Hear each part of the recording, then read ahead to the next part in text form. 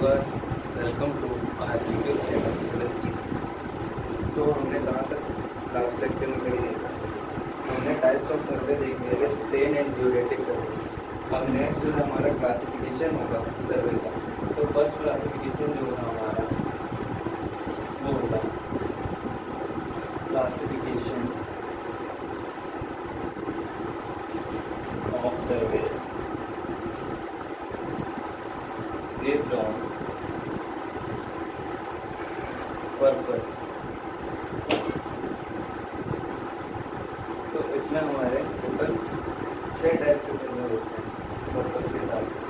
तो फर्स्ट जो हमारा होगा वो होगा लैंड सर्वे।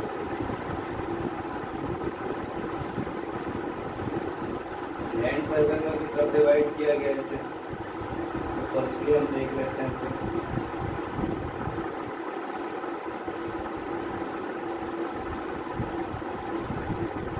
तीन सब डिविजन लैंड सर्वे। तो पहला जो होता है वो है टोपोग्राफिकल सर्वे। नेक्स्ट जो हमारा सर्वे होगा लैंड सर्वे के अंदर वो होगा कैडेस्ट्रल सर्वे।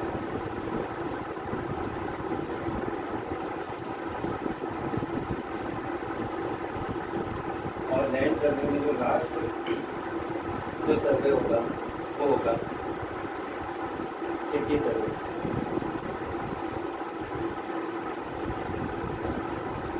लैंड सर्वे के अलावा नेक्स्ट जो हमारा सर्वे होगा वो होगा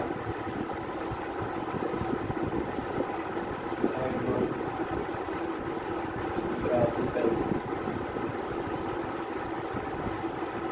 सर्वे।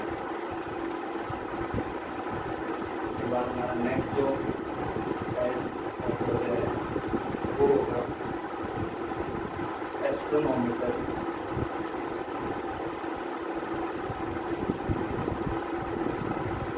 सर्वे। नेक्स्ट टाइप जो हमारा वो है जियोलॉजिकल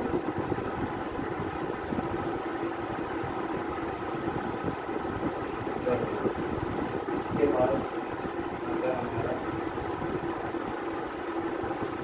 इंजीनियरिंग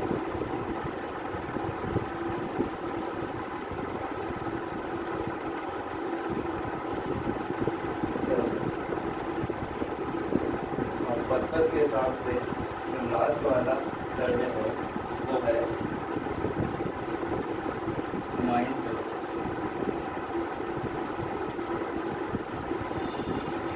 हम डिटेल्स को देखेंगे उनका क्लासिफिकेशन कि कौन कौन से सर्वे में हम क्या क्या करते हैं। तो फर्स्टली अगर देखा जाए तो टोपोग्राफी में सबसे पहले तो हम लैंड सर्वे को कंसिडर कर लेते हैं। लैंड सर्वे जैसा कि नेम सजेस्ट कर रहा है इसका कि ये सर्वे जो होना है वो हमारा लैंड में होना है। तो लैंड सर्वे तो अर्थ सरफेस में ही होना है। तो इसका मतलब ये है कि लैंड सर्वे जो है वो हमारा अर्थ सरफेस में जो भी सर्वे हम कर रहे हैं वो लैंड सर्वे है। नेक्स्ट अब इसके अंदर सब डिविजन्स हैं उसको हम डिस्क्राइब करते हैं। टोपोग्राफिकल सर्वे जो है हमारा टोपोग्राफी जैसे कि नाम सजेस्ट कर रहा है इसका कि टोपोग्राफिकल में आ रहा है टोपोग्राफी। टोपोग्राफी का क्या मतलब होता है? टोपोग्राफी का मतलब होता है कि अगर हमें लैंड जो सरफेस है हमारी उसके बारे में पूरी डिटेल्स निकालनी है तो हमें टोपोग्राफिकल मैप्स का सहारा लेना पड़ेगा। तो ये हमारी अगर अर्थ सरफेस है, अर्थ सरफेस अगर है तो वो प्लेन तो नहीं है, प्लेन नहीं है तो उसके जो अलग अलग पॉइंट्स हैं उसमें एलिवेशंस जो है वो अलग अलग होंगे। कंसिडर कर लेते हैं ए पॉइंट का एलिवेशन अलग है, बी पॉइंट का एलिवेशन अलग है, सी पॉइंट का एलिवेशन भी अलग है, डी का भी अलग है, ई का भी अलग है। तो अगर हमें जैसे अगर कोई भी इंजीनियरिंग वर्क करना है, जैसे कि हमें अगर किसी भी प्लेस पे अगर जैसे एक एग्जांपल ले लेते हैं तो अगर हमें एयरपोर्ट बनाना है अगर किसी प्लेस पे तो हमें क्या चाहिए? हमें एक खुला हुआ एरिया चाहिए जिसमें आप बहुत यानी खुले वाले एरिया में आपको चाहिए रोड स्ट्रिप डालनी पड़ेगी, जिसमें आपको आपकी प्लेन को लैंड कराना है और आपकी प्लेन को टेक ऑफ कराना है। तो एक पैरेलल रोड स्ट्रिप डालनी पड़ेगी बहुत बड़ी।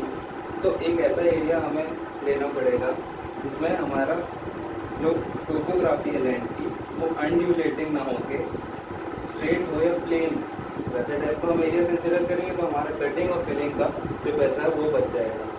तो टोपोग्राफिकल सर्वे में बेसिकली हम यही करते हैं कि एक ऐसा सर्वे है जिसमें हम किसी भी लैंड के वेरियस पॉइंट्स के एलिवेशंस को ट्रैक कर लेते हैं और उसे मेजर करने के बाद हम यूज़ कर लेते हैं और एक मैप प्रिपेयर कर लेते हैं।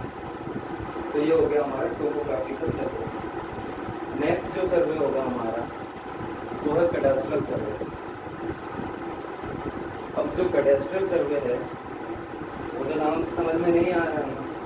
तो जो कैडास्ट्रल सर्वे है उसमें हम क्या करेंगे, उसमें हम करते हैं टू फिक्स और know the property lines.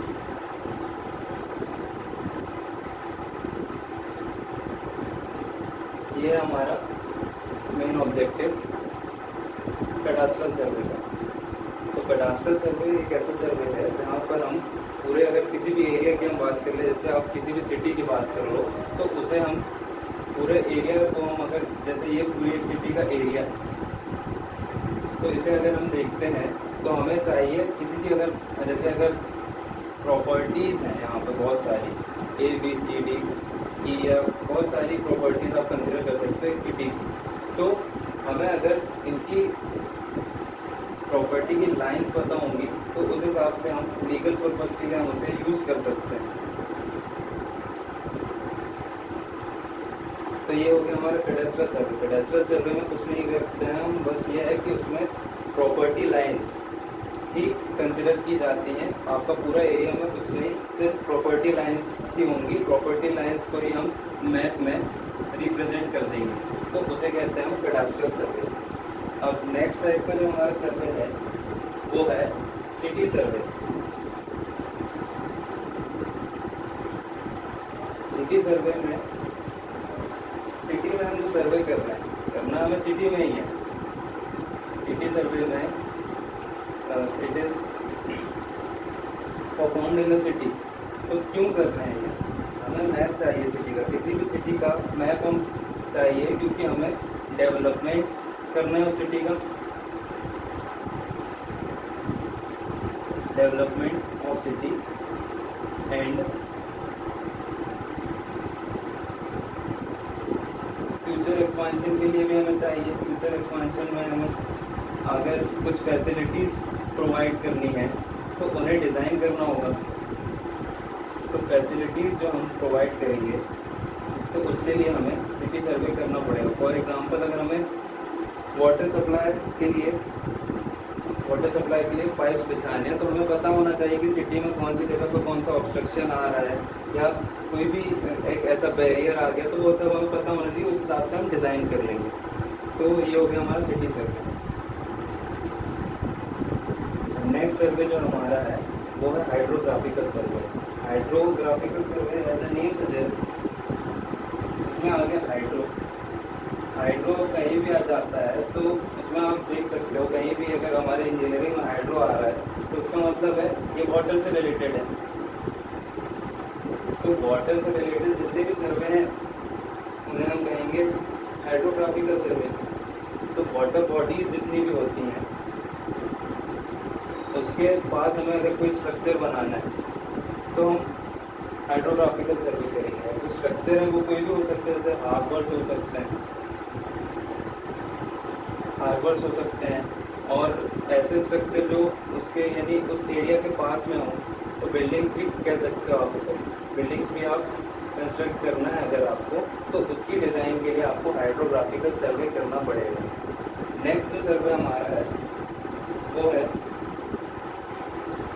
Astronomical सर्वे।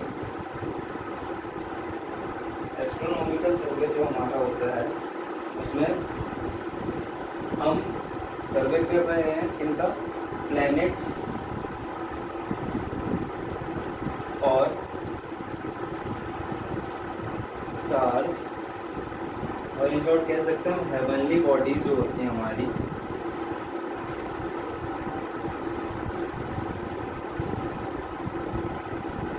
उनका सर्वे करते हैं। मतलब हमें यही रहना है, हमको कहीं और जाना नहीं है। हम अर्थ की सरफेस से इनकी रिस्पेक्टिव, इन हेवनली बॉडीज़ की रिस्पेक्टिव पोजीशन जो है वो फाइंड करते हैं, और इससे हम क्या करते हैं, अगला यूज जो हमारा है वो ये है कि हम लैटिट्यूड्स एंड लॉन्गिट्यूड्स निकालते हैं। अब लैटिट्यूड्स और लॉन्गिट्यूड्स निकाल के हमारा ये फ़ायदा है कि हम अलग अलग जगहों पर जो टाइम चल रहा है वो हम निकाल सकते हैं। मतलब टाइम डिटर्मिनेशन कह सकते हो आप। लैटिट्यूड और लॉन्गिट्यूड से अलग अलग प्लेसेस में अर्थ में अलग अलग टाइम का जो है वो पता चलता है, टाइम डिटर्मिनेशन।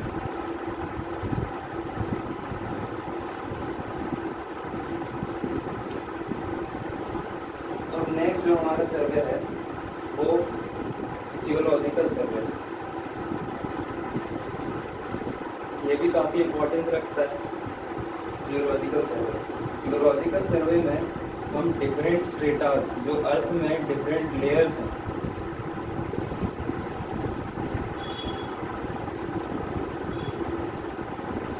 और अर्थ, उनकी स्टडी करते हैं।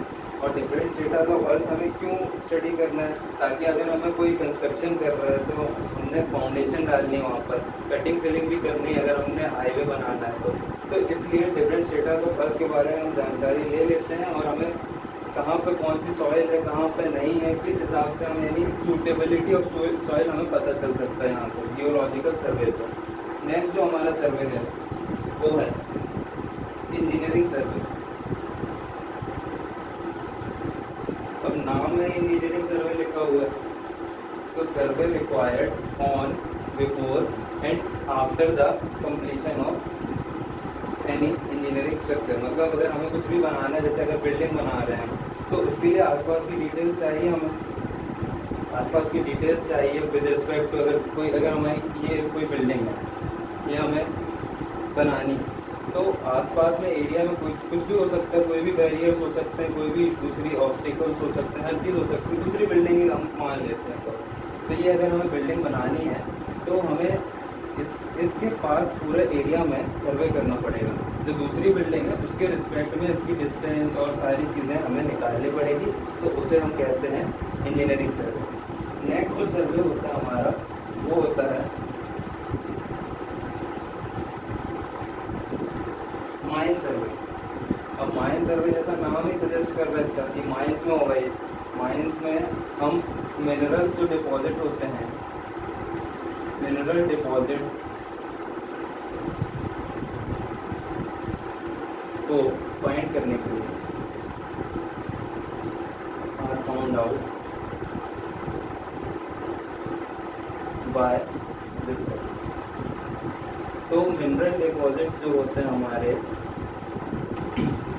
नेचुरल मिनरल डिपॉजिट, उनको फाइंड करने के लिए हम माइन सर्वे करते हैं।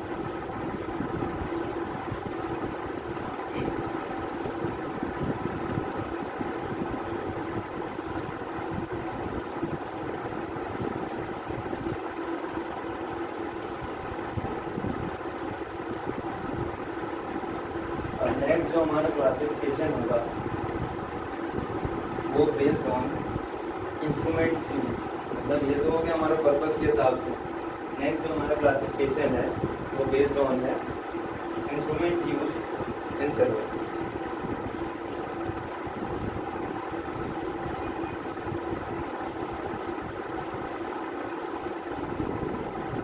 तो इसमें पहला आ जाएगा हमारा चेन सर्वे।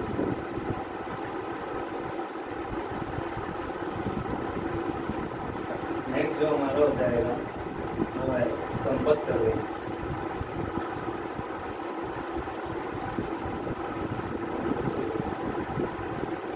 उसके बाद नेक्स्ट हम डिस्क्राइब करेंगे लेवलिंग। उसके बाद प्लेन टेबल सर्वे।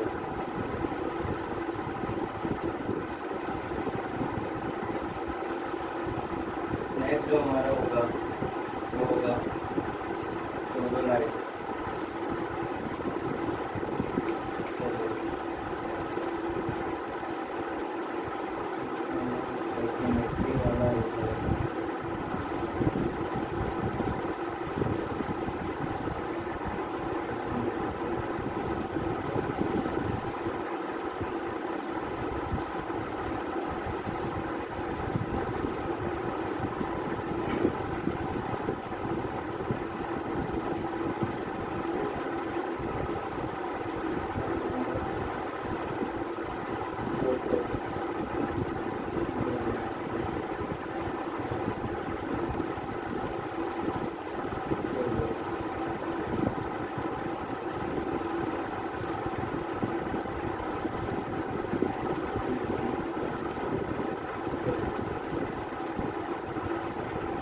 ये सारे सर्वे हैं जो कि हम इंस्ट्रूमेंट्स के हिसाब से हम इसे क्लासिफाई करते हैं।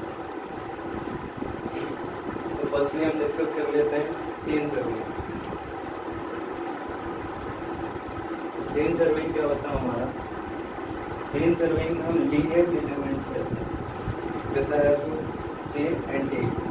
चेन सर्विंग जो हमारा है उसमें हम किसी ए पॉइंट से बी पॉइंट या फिर उसके आगे किसी भी पॉइंट की लीनियर डिस्टेंस या हॉरिजॉन्टल डिस्टेंस जिसे कह सकते हैं वो फाइंड करते हैं। ए, बी और सी ये हमारे 3 पॉइंट हैं। अगर हमें ए से बी या बी से सी इन दोनों में से किसी का भी डिस्टेंस हॉरिजॉन्टल डिस्टेंस फाइंड करना है तो हम चेन सर्विंग का यूज़ करेंगे। और पॉइंट ये है नोट करने वाला कि चेन सर्विंग में सिर्फ चेन यूज़ होती है या टेप यूज़ होता है। चेन या टेप सिर्फ यूज़ होता है, इसके अलावा कोई भी angle measurement instrument not use. तो only horizontal measurements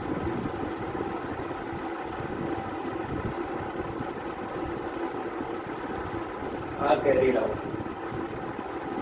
chain surveying में सिर्फ हॉरिजॉन्टल मेजरमेंट होता है और बाकी हम जब आगे बढ़ेंगे जैसे कंपास सर्विंग में तो हम आगे डिस्कस करते हैं उसमें।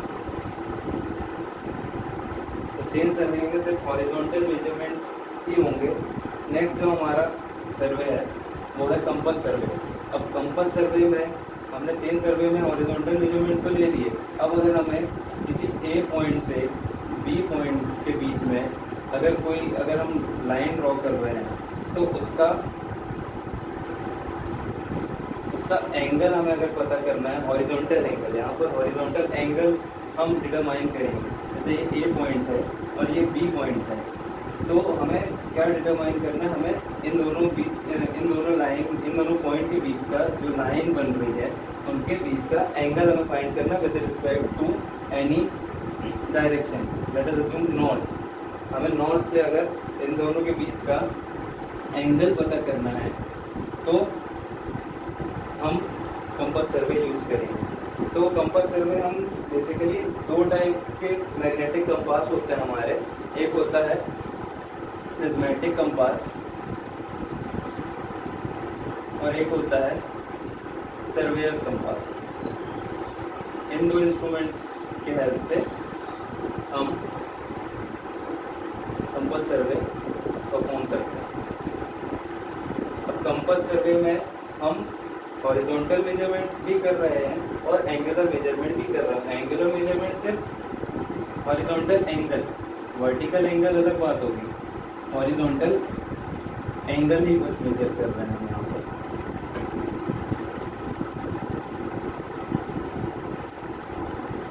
नेक्स्ट सर्वे जो हमारा होगा वो होगा लेवलिंग। अब लेवलिंग क्यों कर रहे हैं हम? अगर हमें किसी भी ग्राउंड सरफेस से ऊपर अगर कोई पॉइंट है, ऐसे अगर हमारी टोपोग्राफी ये हमारी ये ग्राउंड सरफेस है यानी अर्थ सरफेस,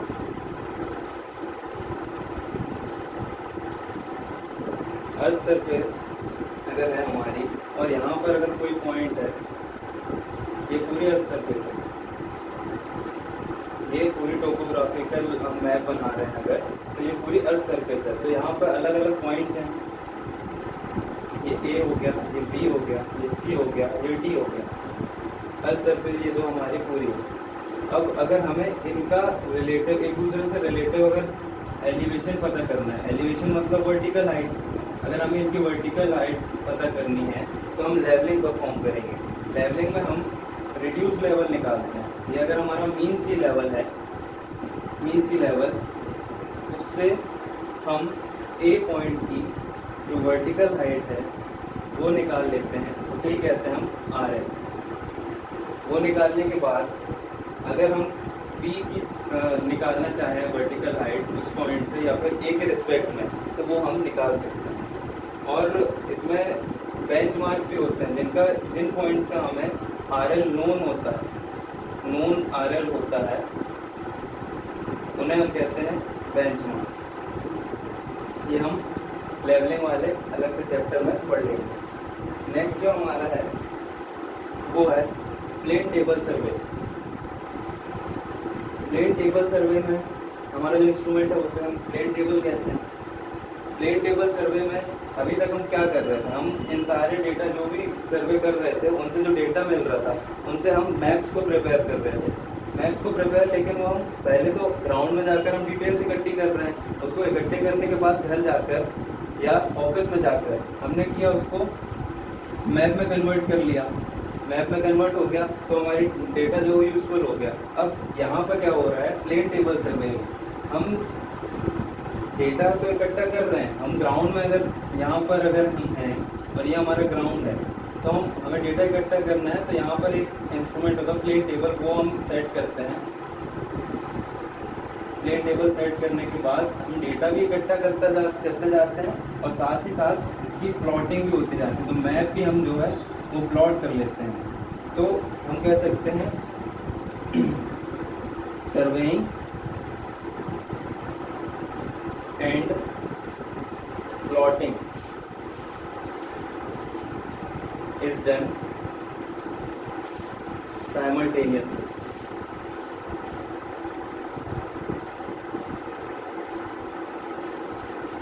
नेक्स्ट जो हमारा सर्वे है वो है थियोडोलाइट सर्वे। थियोडोलाइट सर्वे में अभी तक हमने कंपास सर्वे में वर्टिकल एंगल नहीं निकाला। थियोडोलाइट सर्वे में हम horizontal angle and vertical angle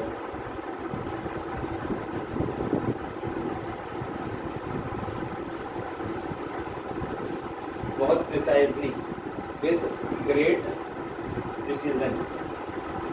precision के साथ हम निकाल सकते हैं, क्योंकि ये थियोडोलाइट एक काफ़ी एडवांस इक्विपमेंट है। कंपास सर्वे में हमारी जो एंगल आते थे वो बहुत ज़्यादा लो एक्यूरेसी के आते थे। यहाँ पर हमारी जो एक्यूरेसी है वो हाई हो जाएगी। नेक्स्ट हमारा जो है टैक्योमेट्रिक सर्वे। टैक्योमेट्रिक सर्वे, टैक्योमीटर जो है वो एक एडवांस्ड वर्जन है थियोडोलाइट का, advanced version of theodolite.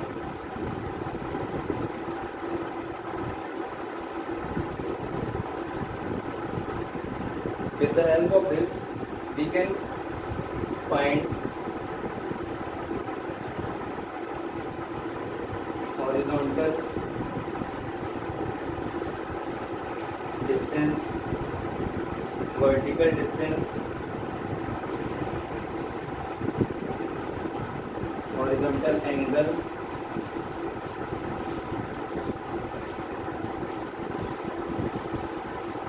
and vertical angle.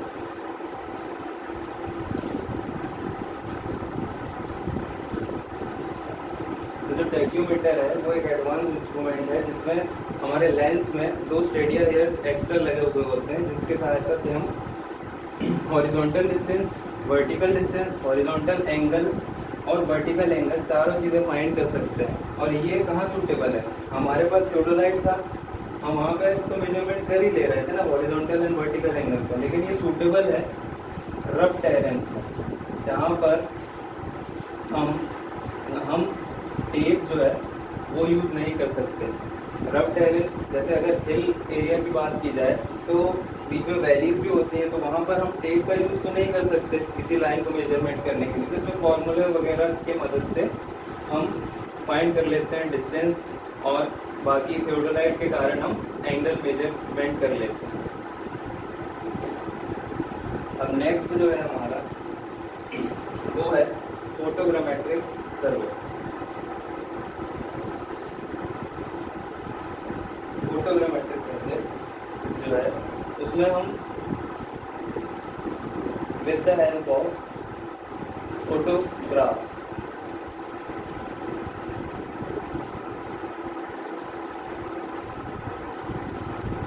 हम ये बहुत लार्ज एरिया के लिए करते हैं। फोटोग्रामेट्रिक जो सर्वे है हमारा वो हम लार्ज एरिया के लिए करते हैं, और इसमें हम टोपोग्राफी फाइंड करते हैं, मतलब बहुत बड़े एरिया की, जैसे कॉन्टिनेंट्स की अगर मैं बात करूँ, उसके लिए अगर हमें पूरे एशिया कॉन्टिनेंट के लिए सर्वे करना है तो हम फोटोग्रामेट्रिक सर्वे करेंगे, जिससे हम टोपोग्राफी जो है एरिया की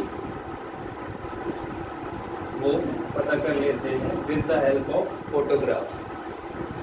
नेक्स्ट जो हमारा सर्वे है वो है ईडीएम सर्वे। ईडीएम सर्वे, ईडीएम सर्वे जो है वो बेस्ड है किस पे? इलेक्ट्रोमैग्नेटिक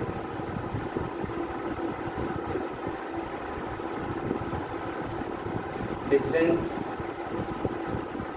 मेजरमेंट पे बेस्ड है।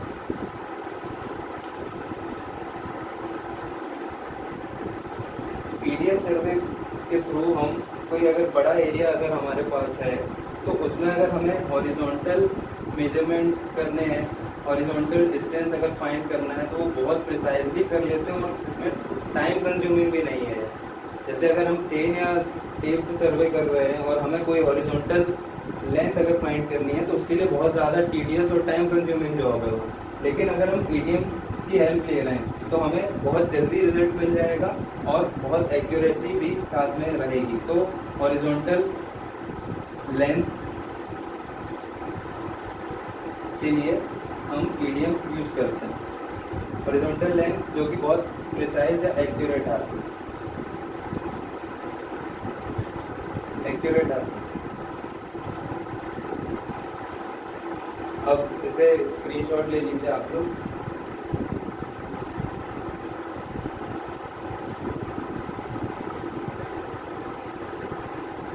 नेक्स्ट टॉपिक जो हमारा है वो है प्रिंसिपल्स ऑफ सर्वे। क्लासिफिकेशन तो हो गया, अब किस प्रिंसिपल पे हमें वर्क करना है सर्वे में वो हम देख लेते हैं। जो फर्स्ट प्रिंसिपल है हमारा वो है working from whole to part.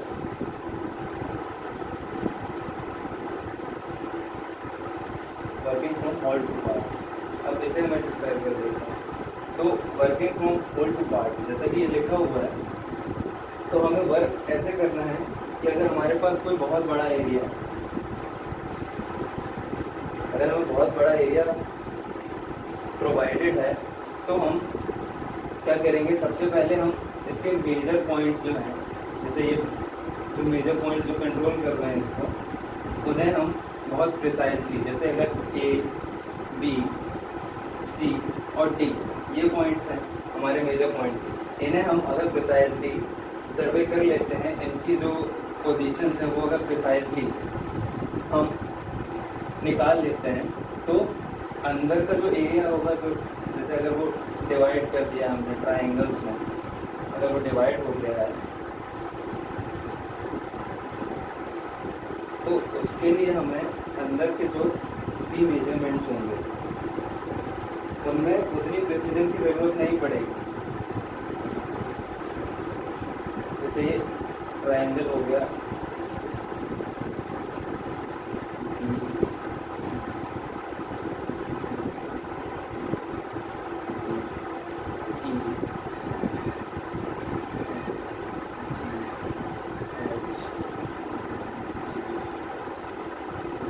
तो हमने इस एरिया को सब डिवाइड कर लिया है। तो इसे डिवाइड करने के बाद हमने पूरा ए और बी और जितने भी मेजर पॉइंट्स है बाहर का, अगर हमने पूरा एरिया जो है वो बहुत प्रिसीजन के साथ सर्वे कर लिया है, तो हमें जो अंदर का एरिया है वहाँ पे हम लेस प्रिसीजन यानी उतना ज़्यादा प्रिसीजन का रिक्वायरमेंट नहीं होगी और हमारा जो सर्वे होगा वो काफ़ी एक्यूरेट हो जाएगा।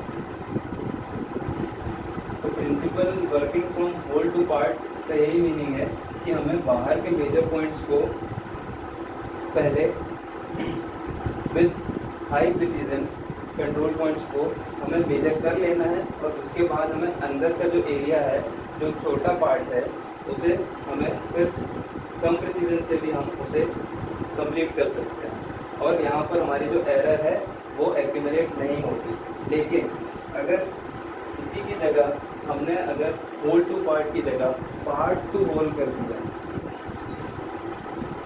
अगर हमने पार्ट टू होल कर दिया तो हमारे पास जो बड़ा एरिया है, मान लेते हैं ये हमारा एरिया है, ये एरिया है, हमने अगर छोटे पॉइंट्स यहाँ से अगर इतना एरिया पहले सर्वे किया, इसमें कुछ एरर आई हमारी, ई मान लेते हैं उसे, अगला एरिया हमने ये सर्वे किया, इसमें भी कुछ थोड़ी सी एरर आई, ई, ऐसे ही हम छोटे छोटे एरिया मिलाकर पूरा कंप्लीट अगर कर लेते हैं सर्वे, तो ये इतनी सारी एरर्स जो हैं वो एक्यूमुलेट होती जाएंगी। तो हमारा जो working from whole to part है उसमें एरर लेस, हमारे जो सर्वे है वो एरर लेस हो जाएगा। और यहाँ पे अगर देखा जाए, अगर हम पार्ट टू होल वर्क कर रहे हैं तो एरर जो है वो एक्यूमुलेट होती जाएंगी। एक्यूमुलेशन ऑफ एरर्स, तो accumulation of errors is eliminated with the help of this principle. Next जो हमारा प्रिंसिपल है वो है locating a point, locating a point with respect to at least two known points.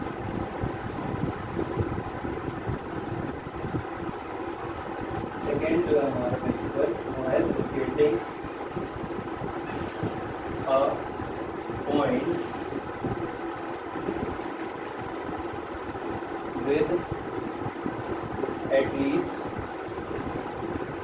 two known points।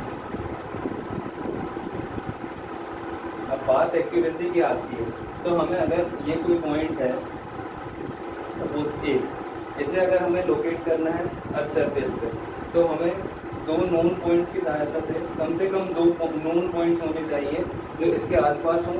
उसके through अगर हमें angle पता हो उनका, तो एंगल पता होने के कारण हम दोनों ही, ये बी पॉइंट है, ये सी पॉइंट है, इनसे अगर हम एंगल अगर हमें पता हो तो हम ए पॉइंट को लोकेट कर सकते हैं। Late us assume alpha angle, कोई अगर अल्फा एंगल से यहाँ से प्रोलॉन्ग कर देंगे कोई लाइन, तो जहाँ पर जाकर वो इंटरसेक्ट करेगी वो पॉइंट हमारा ए होगा। और हमें क्या करना है, हमें तो लोकेट करना है ए पॉइंट, तो कम से कम ऐसे दो पॉइंट्स होने चाहिए जिनके थ्रू हम उसे लोकेट कर सकें और वो पॉइंट जो है वो नोन होने चाहिए। So that's all for this lecture. Thank you and please like, share and subscribe.